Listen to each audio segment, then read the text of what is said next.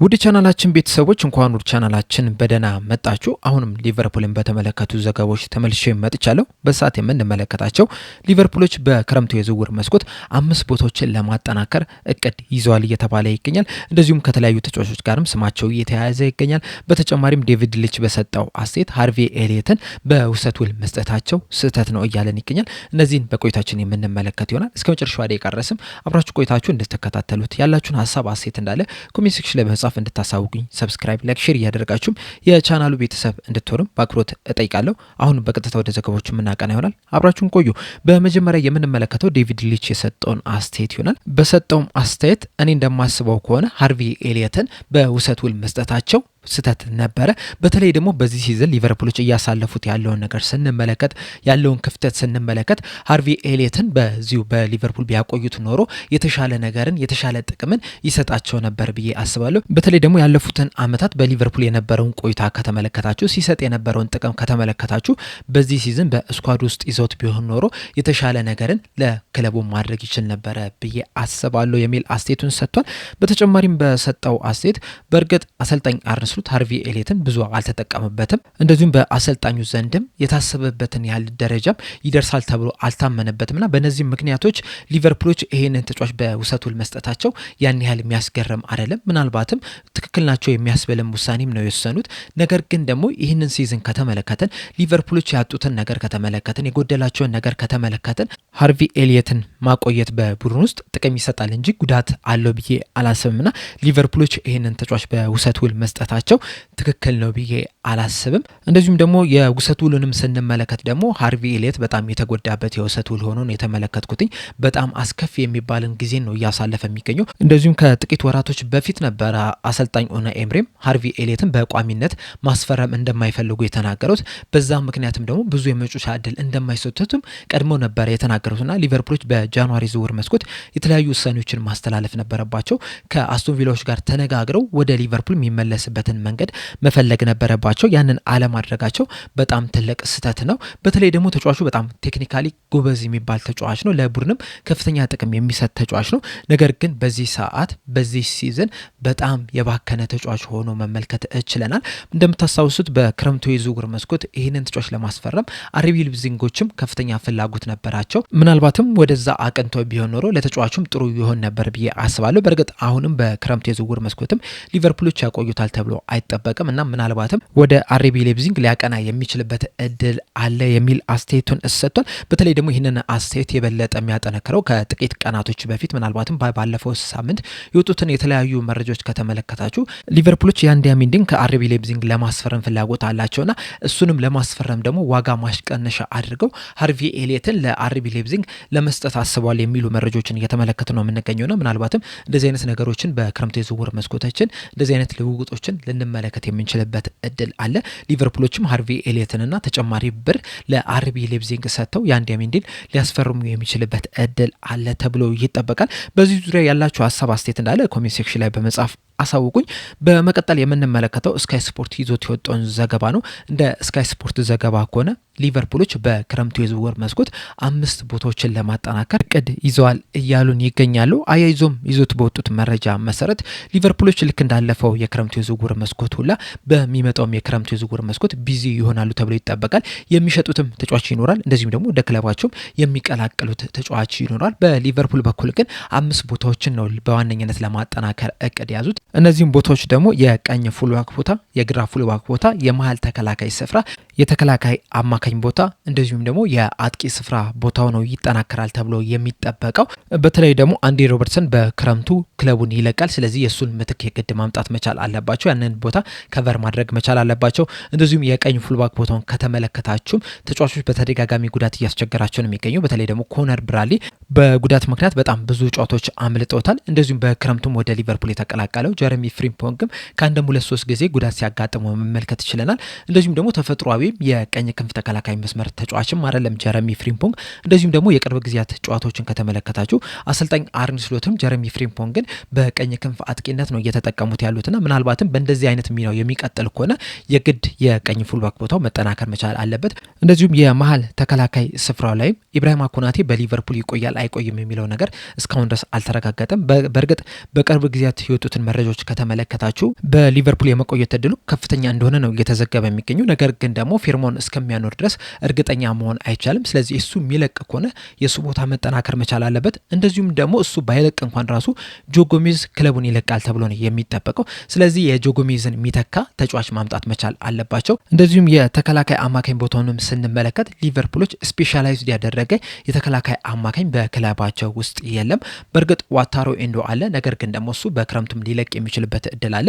ባይለቅ እንኳን ራሱ አሰልጣኙ ይህንን ተጫዋች ለመጠቀም ፍላጎት የላቸውም። ብዙ ጊዜ ሲያስገቡት የተመለከት ነው የመጨረሻዎቹ ደቂቆች አካባቢ ጨዋታውን እንዲጨርስ ነው ውጤቱን አስጠብቆ እንዲወጣ ነው እንጂ ከመጀመሪያው ደቂቃ ጀምሮ በዋና ዋና በሚባሉ ጨዋታዎች ላይ ሲጠቀሙት አልተመለከትንም። የሚያሳዩ ደግሞ በተጫዋቹ ላይ እምነት እንደሌላቸው ነው። ስለዚህ ያንን ቦታ ከቨር ሊያደርግ የሚችል ተጫዋችን የግድ ማምጣት መቻል አለባቸው። እንደዚሁም የአጥቂ ስፍራውን ከተመለከትን መሐመድ ሳላህ ክለቡን ይለቃል። የግድ የሱ ቦታ ከቨር መደረግ አለበት።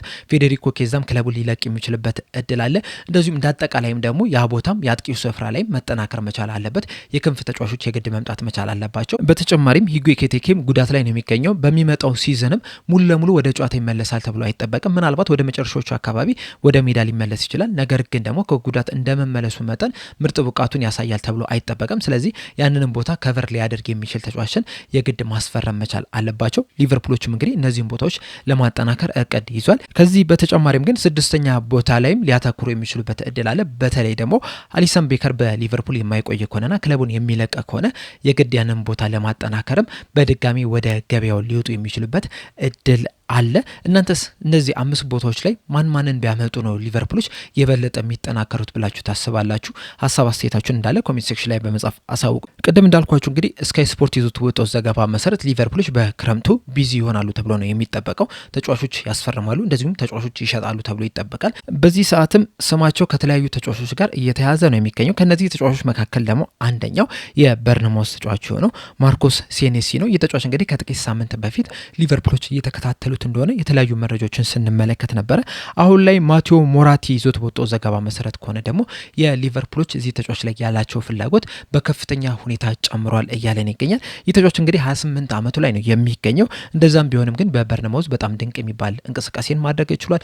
እንደዚሁም ደግሞ ያለውን ኳሊቲ ፕሮፋይል ከተመለከትንም በጣም አግሬሲቭ የሚባል ነው። ከኳስ ጋር ምቾት የሚሰማው ተጫዋች ነው። እንደዚሁም በግራ በኩልም መጮት የሚችል ተጫዋች ነው። ምናልባትም ለቨርጅል ቫን ዳይክም ተተኪ አሳራፊ መሆን የሚችል ተጫዋች ነውና ሊቨርፑሎች እንግዲህ ይህንን ተጫዋች ለማስፈረም ከፍተኛ ፍላጎት አሳይቷል። በተለይ ደግሞ ይህ ሲዝን ሲጠናቀቅ ከበርንማውዝ ጋር ያለው ኮንትራት የሚያበቃ ይሆናልና ሊቨርፑሎች እንግዲህ ይህን ተጫዋች ማስፈረም የሚፈልጉ ከሆነ በነፃ ዝውውር ነው የሚያስፈርሙት። በእርግጥ ሊቨርፑሎች ብቻ አይደሉም እዚህ ተጫዋች ላይ ፍላጎት ያሳዩት። በዋነኝነት ቶተናሞችም እዚህ ተጫዋች ላይ ከፍተኛ ፍላጎት አላቸው። ነገር ግን ደግሞ ሌሎችም ክለቦች ይህንን ተጫዋች በቅርበት እየተከታተሉት ነው የሚገኙ። ሊቨርፑሎችም እንግዲህ እዚህ ተጫዋች ላይ ያላቸው ፍላጎት በጣም ጨምሯል። በተለይ ደግሞ ኢብራሂማ ኮናቴ ክለቡን የሚለቅ ከሆነ እንደዚሁም ደግሞ ጆ ጎሜዝም ክለቡን የሚለቅ ከሆነ ምናልባትም ሊቨርፑሎች ይህንን ተጫዋች ለማስፈረም እንቅስቃሴ ሊያደርጉ የሚችልበት ከፍተኛ እድል አለ ተብሏል። ሌላኛው ስሙ ከሊቨርፑል ጋር እየተያዘ የሚገኘው ደግሞ የብራይተኑ ቫን ሄካ ነው። ይህ ተጫዋች እንግዲህ በብራይተን ቤት በጣም ጥሩ የሚባል እንቅስቃሴን እያደረገ ነው የሚገኘው። እናም ሊቨርፑሎችም ይህንን ተጫዋች በጣም በቅርበት እየተከታተሉት ነው የሚገኙት። በተለይ ደግሞ ጆስቷ ቦሎፋ የተባለው ኔዘርላንዳዊ ጋዜጠኛ ይዞት በወጣው ዘገባ መሰረት ሊቨርፑሎች ይህንን ተጫዋች ለማስፈረም በሚደረገው ፍክክር ላይ ተቀላቅለዋል እያለን ይገኛል። በተለይ ደግሞ አሰልጣኝ አርነ ስሎት እዚህ ተጫዋች ላይ ከፍተኛ ፍላጎት እንዳላቸውን እየተናገረ የሚገኘው ይዞት በወጣው መረጃ መሰረትም ሊቨርፑሎች ከተጫዋቹ ጋር አንዳንድ ግንኙነቶችን አድርገዋል እያለን ይገኛል። ይህ ተጫዋች እንግዲህ 25 ዓመቱ ላይ ነው የሚገኘው። በዚህ ሲዝንም በብራይተን ቤት ጥሩ የሚባል እንቅስቃሴን ማድረግ ችሏል። 3 ግቦችንም እንደዚሁም 3 አሲስቶችንም ማስመዝገብ የቻለ ተጫዋች ነው። በዚህ ሲዝንም ብራይተኖች እያሳዩት ላለው በጣም አስደናቂ የሚባል እንቅስቃሴም የዚህ ተጫዋች ሚናም ከፍተኛ እንደሆነም ነው እየተነገረ የሚገኘው። በተጨማሪም በፕሪሚየር ሊጉም ልምድ ያለው ተጫዋች ነው። ላለፉት 4 ዓመታትም የዘንድሮን ጨምሮ በብራይተን ቤት ሲጫወት የተመለከትነው ተጫዋች ነው። እንደዚሁም ደግሞ በብራይተን ቤት የሚያቆዩ ኮንትራት ሊጠናቀቅም 1 ዓመት ብቻ ነው የቀረውና ሊቨርፑሎች ይህንን ተጫዋች ማስፈረም የሚፈልጉ ከሆነ በርካሽ ሂሳብ ያገኙታል ተብሎ ነው የሚጠበቀው። በእርግጥ ብራይተኖች ይህንን ተጫዋች ለማቆየት በጣም ከፍተኛ ጥረት ያደርጋሉ ተብሎ ነው የሚጠበቀው። ነገር ግን ደግሞ እንደ ሊቨርፑል ያለ ትልቅ ቡድን ይህንን ተጫዋች ለማስፈረም ከተንቀሳቀሰ ተጫዋቹም እምቢ ይላል ተብሎ አይጠበቅም። በተለይ ደግሞ በቡድን ውስጥ ብዙ ኔዘርላንዳውያን ተጫዋቾች አሉ። እንደዚሁም አሰልጣኙም የሀገሩ ልጅ ስለሆነ ወደዚህ ክለብ ቢመጣ ይቀልዋል ተብሎ ነው የሚጠበቀውና ምናልባትም ሊቨርፑሎች ይህንን ተጫዋች ሲያስፈርሙ ልንመለከት የምንችልበት እድል አለ። ሌላኛው ከሊቨርፑል ጋር ስሙ እየተያዘ የሚገኘው ደግሞ የ19 ዓመቱ አሱና ኦድሮጎ የተባለው የአርቢ ሌፕዚግ ተጫዋች ነው። እንደ ፉትቦል ዳንቴ ዘገባ ከሆነ እንግዲህ ሊቨርፑሎች ይህንን ተጫዋች በቅርበት እየተከታተሉት ይገኛሉ። በክረምቱ የዝውውር መስኮትም መሀል ሜዳው ላይ የተለያዩ ተጫዋቾች ክለቡን የሚለቁ ከሆነ ለነዛ ምትክ ይህንን ተጫዋች ለማስፈረም እቅድ እንዳላቸው ነው እየተነገረ የሚገኘው። በተለይ ደግሞ አሌክሲስ ማካሊስተር ክለቡን የሚለቅ ከሆነ የእሱን ምትክ በማድረግ ይህንን ተጫዋች ለማምጣት አስበዋል ነው እየተባለ የሚገኘው። እናም በዝርዝራቸው ላይም ከሚገኙ ተጫዋቾች መካከል አንደኛው ይህ ተጫዋች ነው። ሊቨርፑሎች ይህንን ተጫዋች እንግዲህ ከዚህ ቀደምም ለማስፈረም ጥረት አድርገው ነበር። በተለይ ደግሞ 2023/24 የውድድር ዘመን ላይ በሻልካ በነበረው ቆይታ ሊቨርፑሎች በጣም ተማርከው ተጫዋቹን ለማስፈረም እንቅስቃሴ አድርገው ነበር። ከፍተኛ ፍላጎትም አሳይተው ነበረ። ነገር ግን ተጫዋቹ በዛው በጀርመን ቆይቶ ራሱን ለማሳደግ በመፈለጉ ምክንያት ይህንን ጥያቄ ውድቅ አድርጎታል። ከዛ በኋላም እንግዲህ ወደ አርቢ ሌፕዚግ ማቅናትም ችሏል። በዚህ ሲዝንም እንግዲህ ለአርቢ ሌፕዚግ በሁሉም ጨዋታዎች 18 ጨዋታዎችን ማድረግ ችሏል።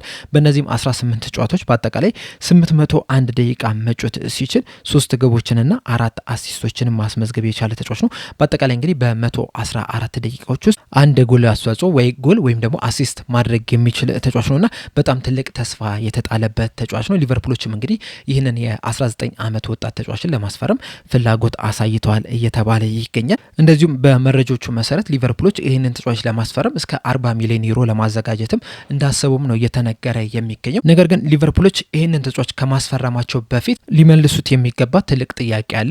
እሱም ደግሞ ትሬና ዩኒስ በቀጣይ ምንድነው ያለው እጣ ፈንታ የሚለውን ነገር ነው። በተለይ ደግሞ አሰልጣኝ አርነ ስሎትን በዚህ ሲዝንም ባለፈው ሲዝንም እንደተመለከትነው ከሆነ ለወጣት ተጫዋቾች ብዙ የመጮቻ እድል የሚሰጡ አሰልጣኝ አይደሉም። ምናልባት የርገን ክሎፕ ቢሆኑ ኖሩ በውድድር ውስጥ የነበሩት ትሬና ዩኒ እንደዚሁም ሪዮ እንጉማም ከዚህ የተሻለ የመጮቻ እድል ይሰጣቸው ነበረ።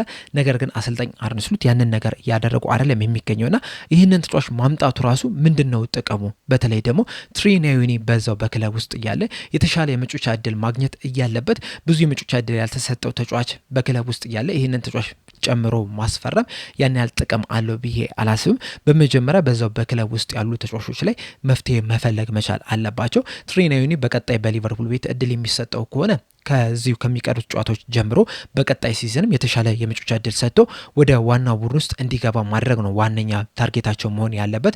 ከዛ በኋላ እሱ በቂ ካልሆነ ሌሎች ተጫዋቾችን ማስፈረም አለባቸው እንጂ ይህ ወጣት ተጫዋች እያለ ሌሎቹም ወጣት ተጫዋቾች በክለብ ውስጥ ያሉ ለምሳሌ ጄምስ ማኮኔልም በቡድን ውስጥ አለ።